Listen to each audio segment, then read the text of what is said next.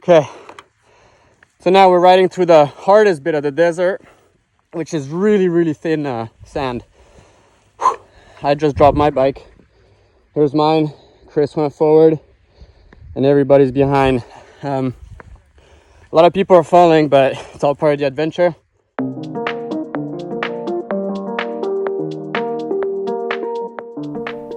Hey, this is Next Meridian. We are Nick and Mathilde, and we left everything behind to travel the world with our Land Rover Defender, Albatros. 3 years, 7 continents, 88 countries, and just the road as a home. Nick is in Morocco guiding a motorcycle trip. Mathilde is in Guatemala traveling solo. In this episode, we show you 1 week of travel in our shoes, from kilometers apart. And at the end, we kept a cool surprise as we finally reunite with each other for the most epic adventure. From Morocco to Guatemala, let's go! So this is what I'm doing for the next 2 weeks. I'm guiding 9 travelers with these beasts. And the idea is that we go all around Morocco, through the desert, through the mountain, through the little cities, through the little villages, all with the same motorbike. It's gonna be awesome. There are 7 Americans, 1 Canadian, 2 Europeans, including me as a European. It's gonna be sweet. 350K, quite a long day, but it's gonna be a nice day. Some guys are here, Norwegian is here, and we're ready to go through the Atlas. Morocco, the perfect balance of landscapes and culture. The Atlantic coastline, the high mountains of the Atlas, the Sahara desert, all of it across villages and towns with ancient heritage. A dream.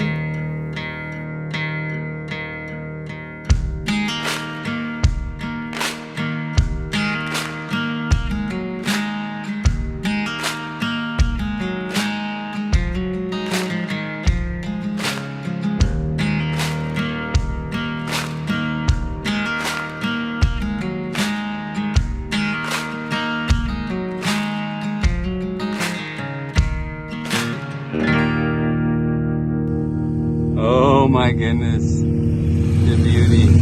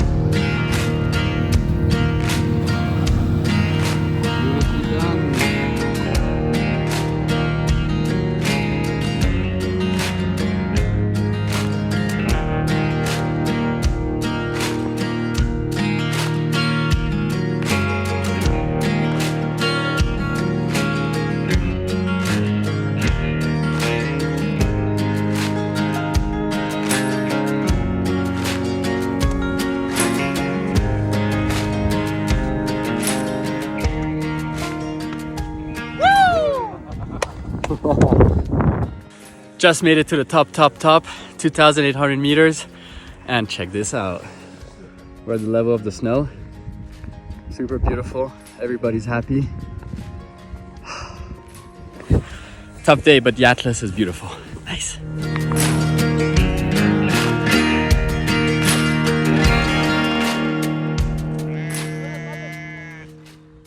The motorcycle crew concludes its first days in the mountains. Meanwhile, in Guatemala, my interactions are limited to the animal world. I've got a big problem. I need to record voiceovers. These birds that are so noisy. So noisy, what do we do in that case? Shh. Shh. Shh. Beautiful. beautiful, all of them. I feel so bad to be like, oh, can't they be a bit more silent? Literally, the worst of my concern in Guatemala is the loudness of birds singing. Meanwhile, in Morocco, Nick's team might actually be facing objectively bigger problems. This is what the morning looks like. We've got Mustafa refilling the motorbikes.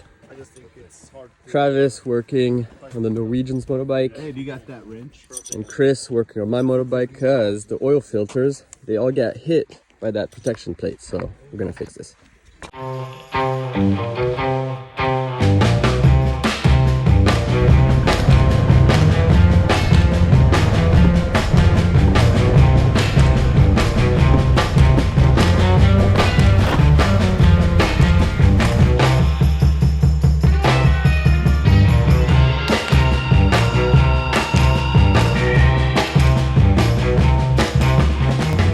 First punctured motorbike on day 2, halfway through the day, 190 kilometers on day 2. Had the front tire punctured for one of the bikes. It's all good. We have all the tools, the spare kits.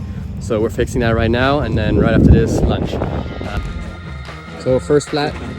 Is there a tire tool? Alright. Trying to fix it now. You mean screws? One guy goes down, everybody goes down. That's the rule here. So those guys are on it. We're fixing it.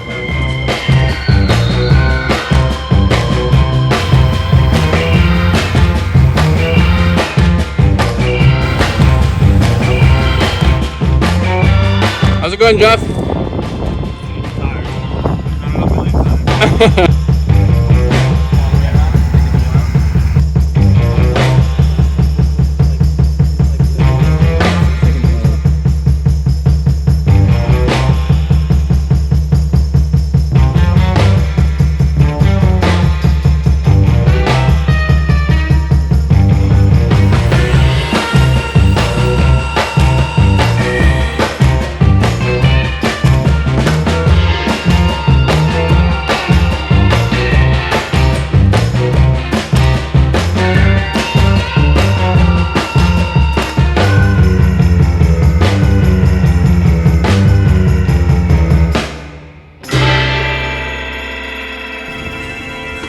Fixing the tires locally so that we can use it again.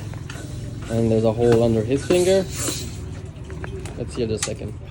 Air is important for motorcycles tires, but even more for breathing. While in Guatemala, I put my ability to breathe to the challenge with some free diving in the Lago Atitlan. It is my last day in this beautiful place here, and I'm going off for a special activity. I don't know if you remember, but I've done diving in Playa del Carmen and I loved it. And so I was thinking, diving is too expensive for me, but maybe there's another activity that can provide me the same satisfaction. And there's one. We're going to free dive. Literally took me half an hour to put the wetsuit on. The guy was like, it means it's the good one and it's going to be super warm. Hey Mathilde!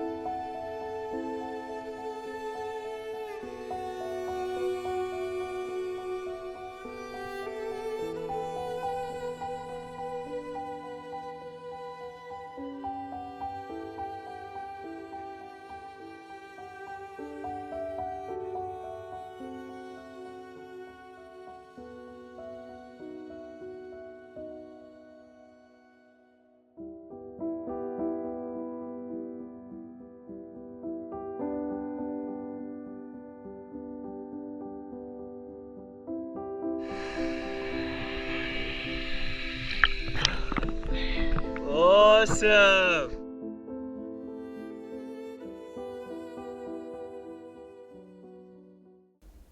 And while I make the most of the fresh waters of Atitlan, Nico and his team found their new playing field in the sand and heat of the Sahara. It could not get more different, just kilometers and kilometers of dunes and desert as far as the eye can see.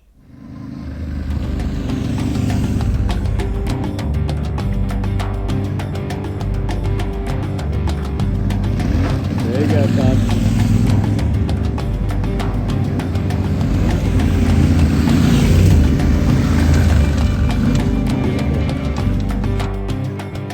Okay, so now we're riding through the hardest bit of the desert, which is really thin sand. Whew. I just dropped my bike. Here's mine. Chris went forward and everybody's behind. A lot of people are falling, but it's all part of the adventure. It's a lot of fun. And the hardest bit is you need to keep going because it's sand, and really soft sand. They call it silt in English. It's like driving on powder. It's even thinner than sand. So just keep it going, and this is what happens, but that's okay. We don't get hurt, and then we park whenever we can, and then we help each other out. It's a lot of fun.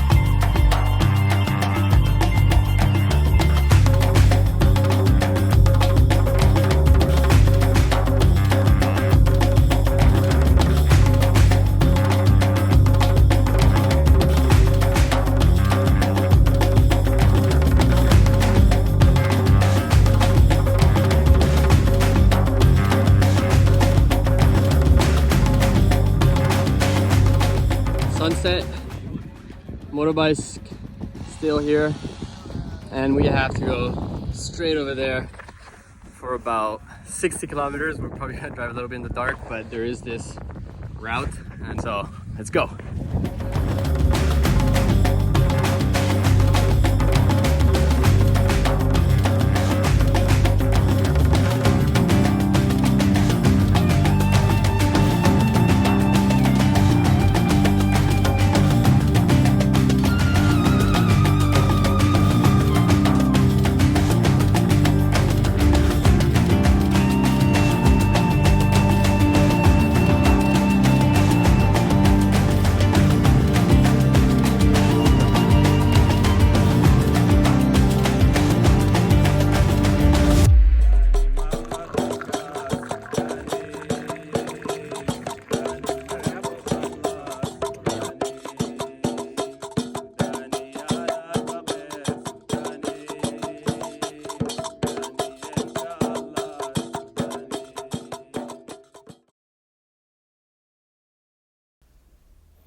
After 4 days at the lake, traveling by boat and hiking on the marvelous shores of Lago Atitlan, it is time to go back to the city to pick up Nick.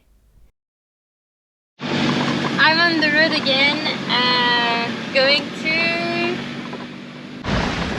I'm kind of sad to leave this place because it's the place I actually spend the most time stopping. Beautiful, I love the lake and I love this part of the lake. So I feel it's a place I want to come back to one day, and I really encourage anyone going to Guatemala not to miss Lago Atitlan because it's really a dream. The plan was to get Nick and leave for one last Guatemalan adventure, and not any adventure, climbing Acatenango Volcano, and observe from there Fuego, an active volcano erupting lava. But that plan got slightly postponed.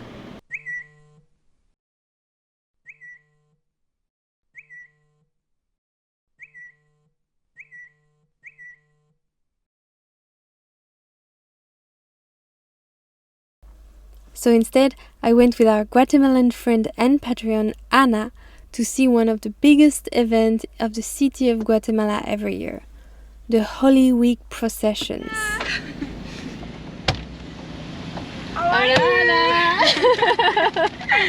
Today is not any day, this is the beginning of Semana Santa, the Saint Week.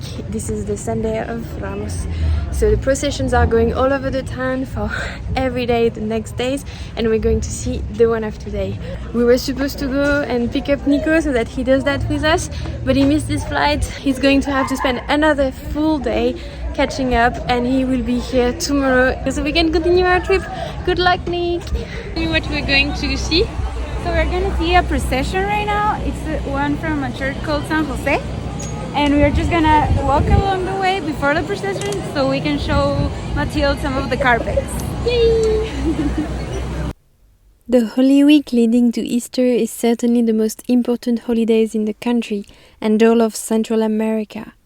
For this occasion, churches of the town organize processions all week long, and inhabitants of the town create carpets made of crushed wood and flowers on the way of the processions. Just like everyone else in the city, it seems we are trying to find a spot where to watch the procession. Around us, hundreds of people dressed in procession attire. They paid to have the honor to carry the heavy procession over a block or two. Okay, so some of the guys even carry the procession, like carrying their child in the other arm. So like, just like that baby, I don't know if you can see him over there. Yeah, here. While carrying the procession. So it's a really huge deal. Wow. Yeah. And so those guys, they're going to carry later on another later block. on, like maybe like a couple of blocks away, 3 or 4. Okay, and because they need to take turn because it's very heavy. Exactly. It's coming. Suddenly, the crowd goes silent.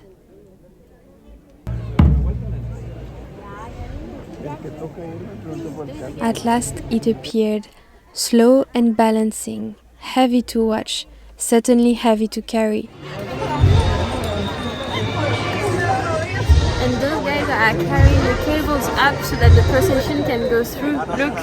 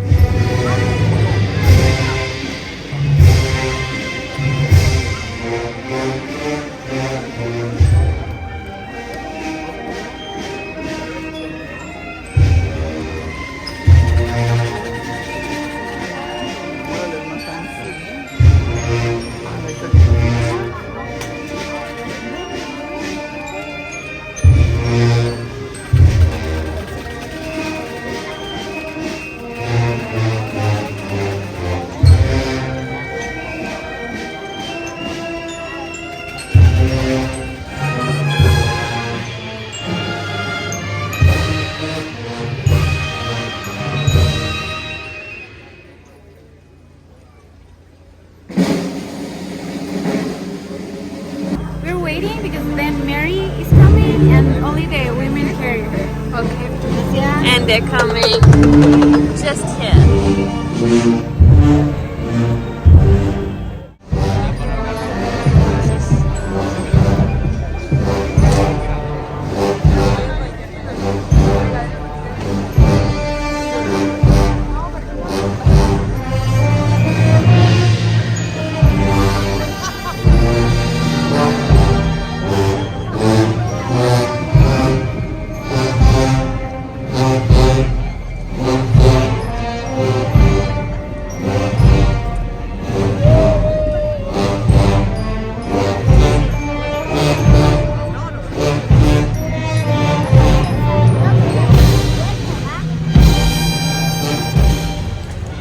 Super cool experience. It's beautiful. It's super emotional. The music is awesome. Yeah, thank you. Yeah, you're welcome. I'm glad you could see it. It was so good. Nico just texted me saying I'm in Bogota. I had no idea where was his new layover. So tomorrow we go pick up Nico and the adventure continues. Yeah.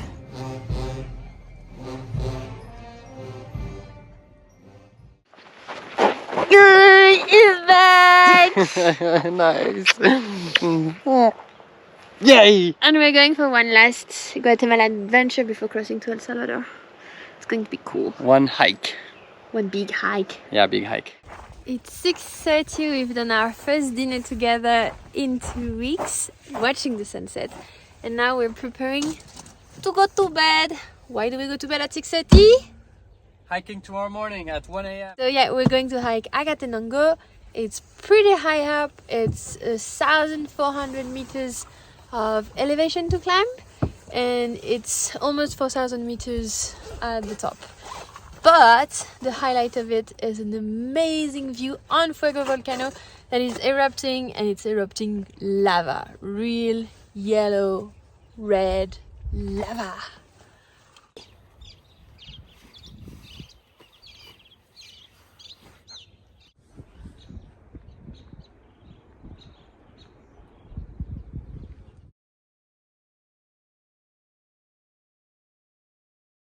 Ready to go?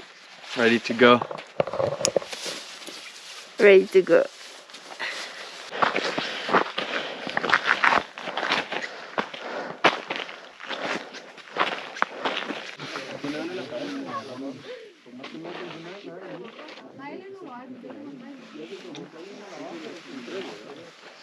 This guy just did 30 hours of flying, and he's on the trails of Acatenango. And you were at the sea level. Yeah. How is it? Tired. Yeah, I bet. Me too.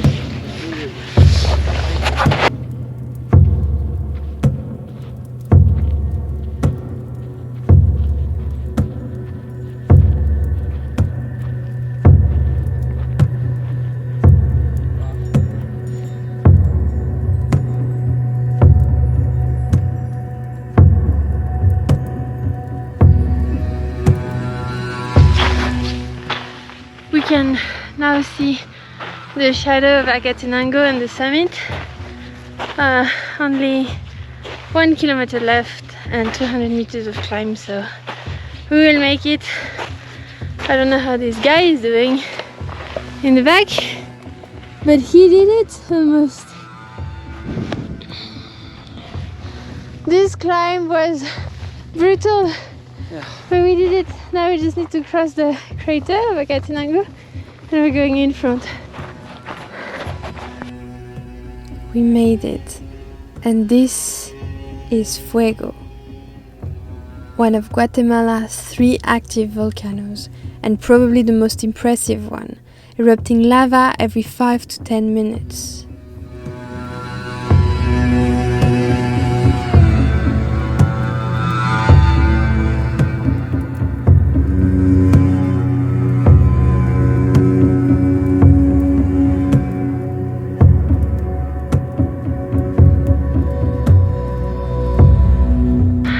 Look at this view, and on the other side of the camera you have 2 frozen penguins.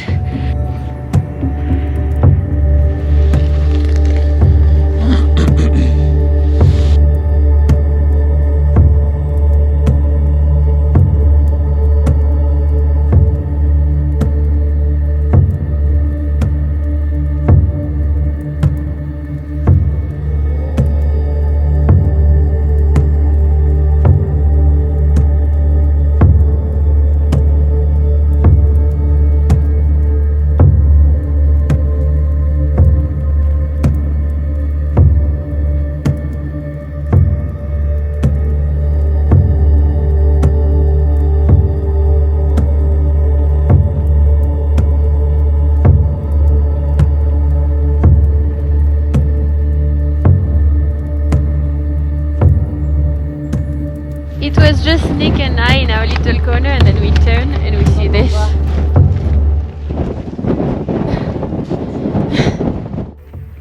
The shadow of the volcano above every other volcano and the clouds. And there we go. Nice. We made it, and what a way to reunite with each other. After that, we slept for 12 hours straight.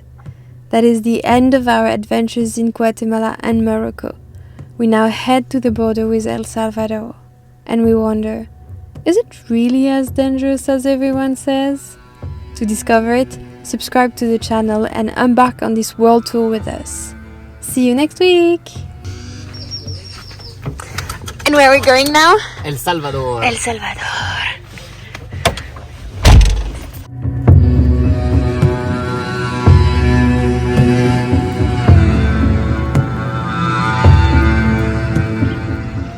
Hey Nick, when you're done with your ride, please call me back quickly.